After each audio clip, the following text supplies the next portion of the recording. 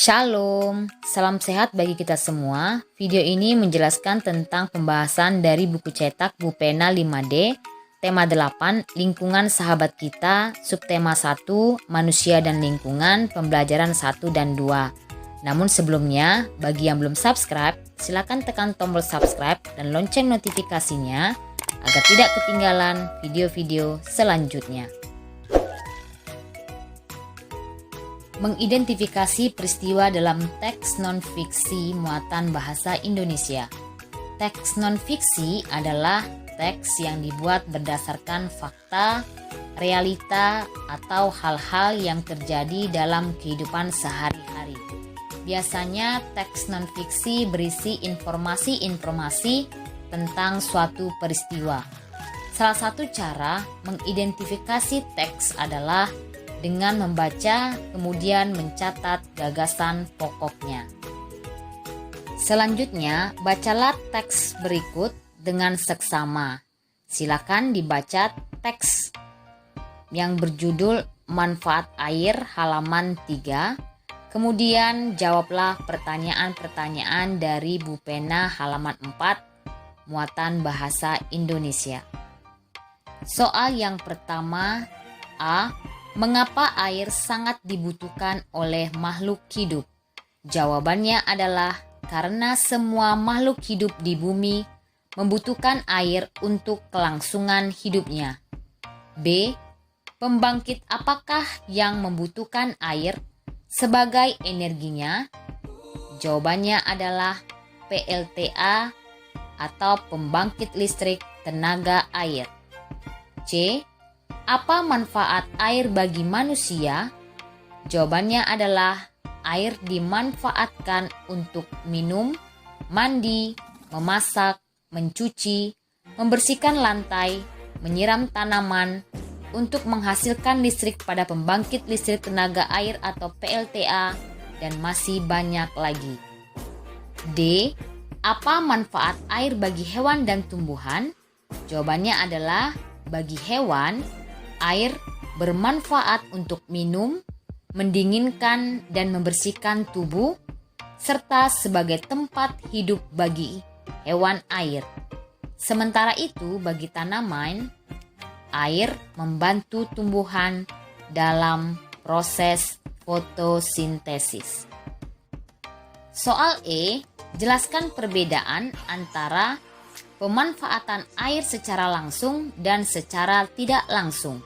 Jawabannya adalah pemanfaatan air secara langsung, yaitu pemanfaatan air yang dapat digunakan secara langsung, misalnya minum, mandi, dan lain-lain. Sedangkan pemanfaatan air secara tidak langsung yaitu pemanfaatan air yang digunakan melalui media perantara, misalnya aliran air yang dimanfaatkan untuk menghasilkan listrik pada PLTA. Soal F, bagaimana ciri air yang dapat dimanfaatkan oleh makhluk hidup? Jawabannya adalah air yang bersih, memiliki ciri-ciri antara lain tidak berwarna atau bening, tidak berbau, tidak berasa, dan tidak mengandung zat berbahaya. Soal nomor 2, tuliskan informasi-informasi penting dalam teks di atas ke dalam peta pikiran berikut. Nah, perhatikan peta pikiran berikut yang judulnya adalah Ekspedisi NKRI Bangun Pipa Air untuk Masyarakat Sorong Selatan. Informasi yang pertama, pertanyaannya adalah sumber daya alam apa yang dimanfaatkan manusia untuk minum? Jawabannya adalah air.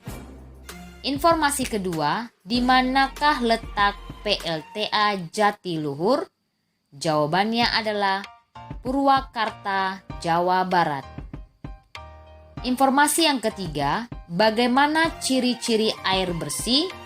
Jawabannya adalah bening, tidak berbau, tidak berasa, tidak mengandung zat berbahaya.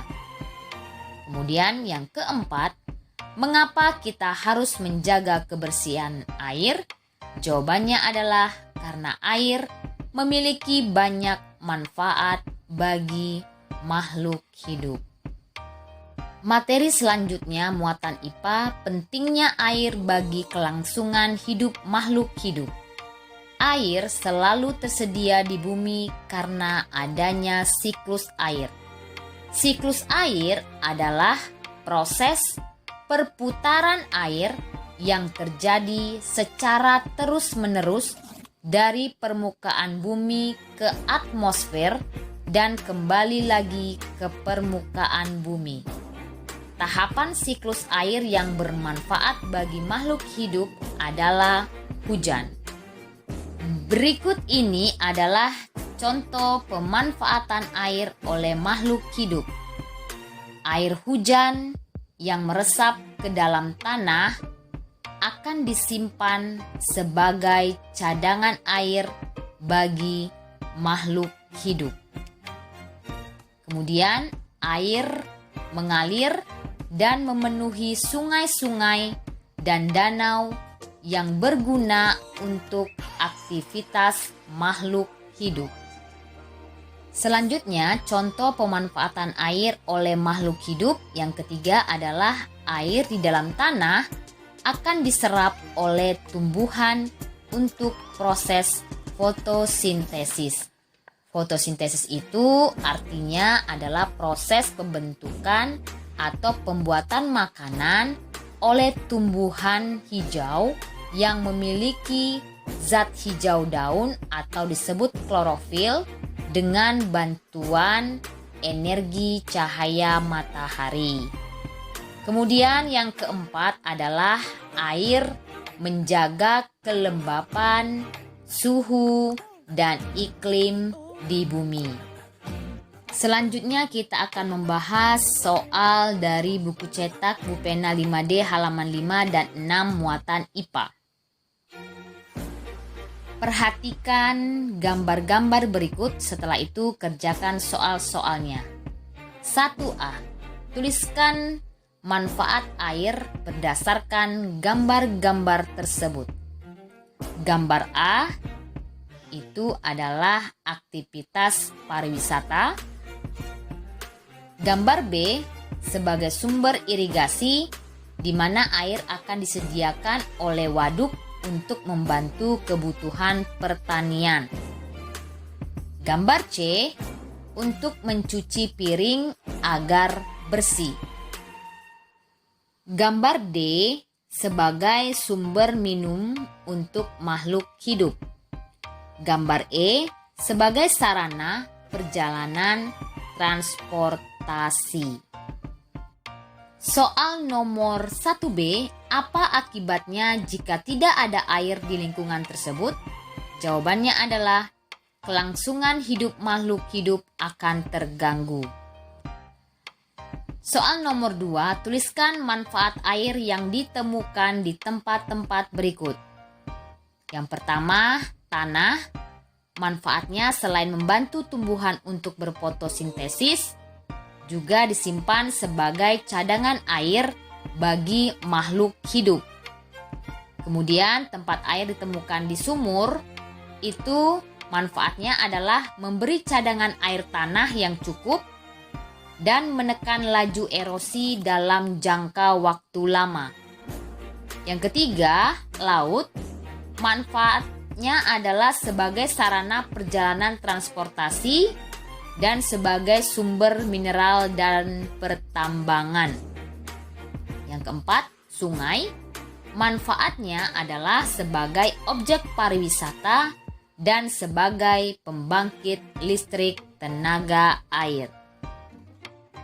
Materi muatan SBDP menjelaskan tangga nada diatonis mayor. Tangga nada diatonis mayor adalah tangga nada yang memiliki rangkaian 7 nada yang susunan nada-nadanya berjarak atau intervalnya adalah 1, 1 setengah, 1, 1, 1 setengah. Tangga nada diatonis mayor bersifat riang gembira dan bersemangat, serta biasanya diawali dan diakhiri dengan nada do. Perhatikan susunan tangga nada C mayor dan G mayor berikut. Tangga nada C mayor merupakan tangga nada natural. Tangga nada natural adalah tangga nada yang tidak menaikkan atau menurunkan jarak antar nadanya. Tangga nada C mayor atau C sama dengan Do tersusun atas nada C, D, E, F, G, A, B, C. Sedangkan tangga nada G mayor atau G sama dengan Do tersusun atas nada G, A, B, C, D, E, vis G. Nada F menjadi vis yang artinya dinaikkan setengah nada. Nada F perlu dinaikkan karena jarak nada E ke F hanya berjarak setengah, yang seharusnya dalam susunan tangga nada mayor berjarak 1. Kita bahas soal-soal dari buku cetak Bu Pena 5D halaman 7 muatan SBDP. Soal nomor 1, apa ciri-ciri tangga nada diatonis mayor?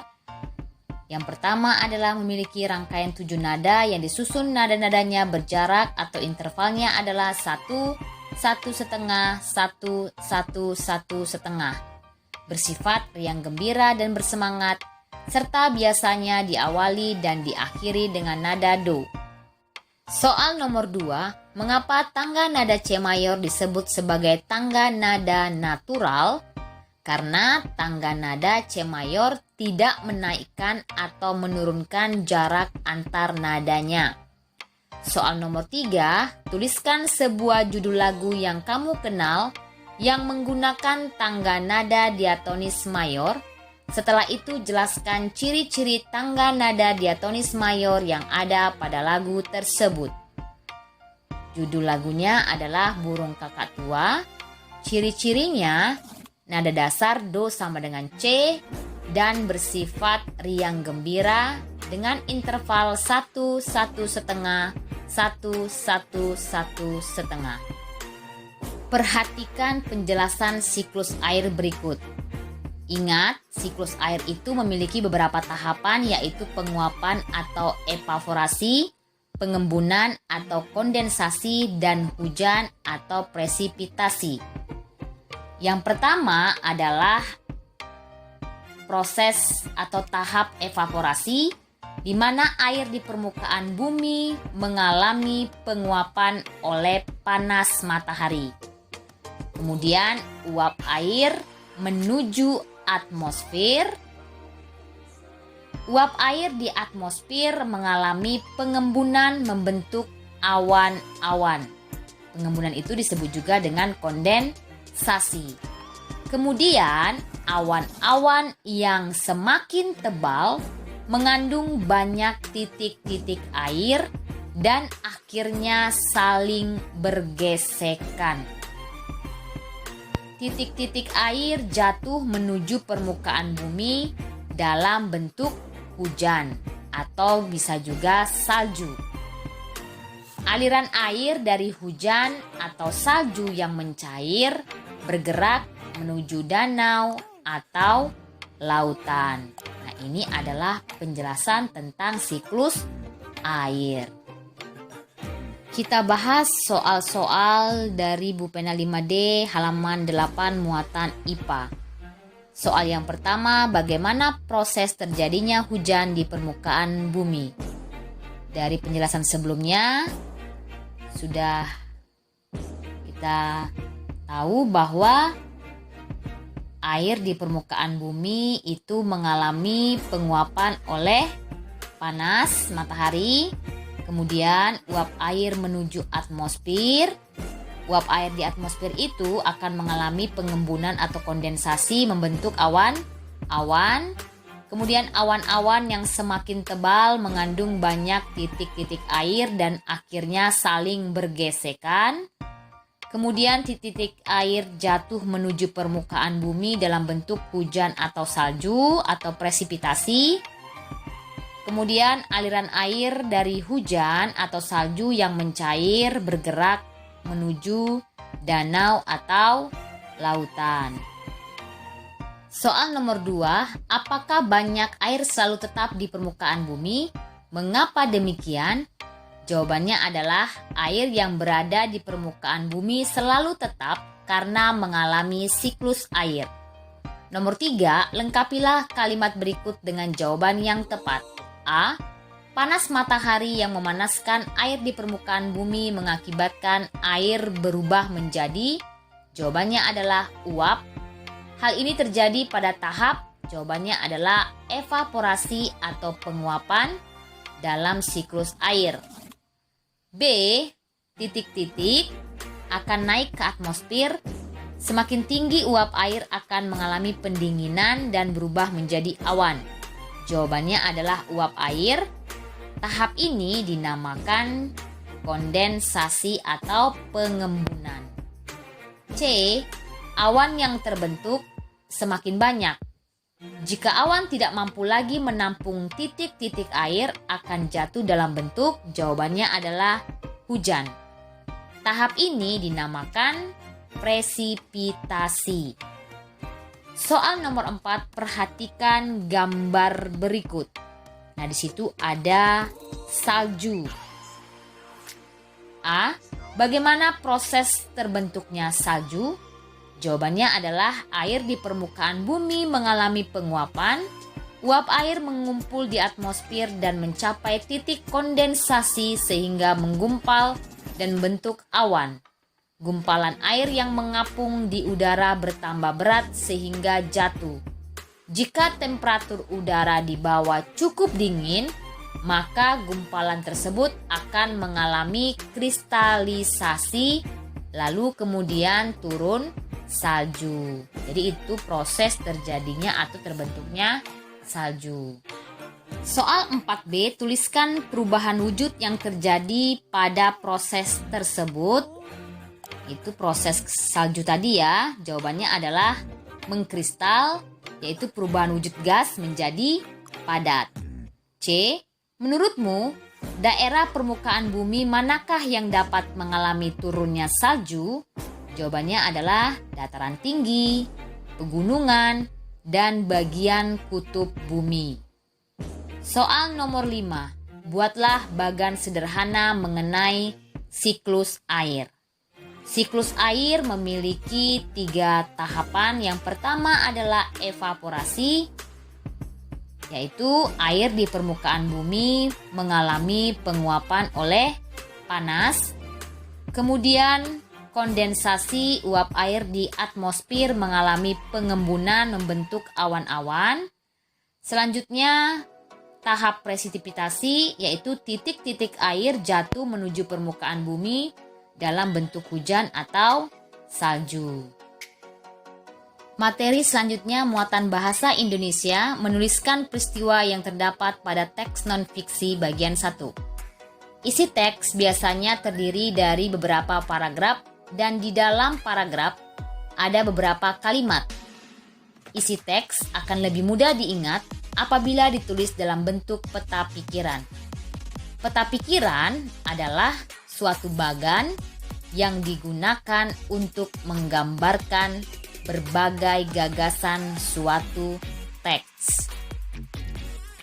Bacalah teks yang berjudul Fenomena Hujan Es pada Bupena 5D halaman 9 dengan seksama. Kemudian buatlah peta pikiran berdasarkan informasi pada teks tersebut. Informasi pada paragraf yang pertama adalah hujan es merupakan salah satu peristiwa alam berupa turunnya gumpalan atau bola-bola es dari langit. Dalam siklus air, hujan es termasuk dalam tahap presipitasi.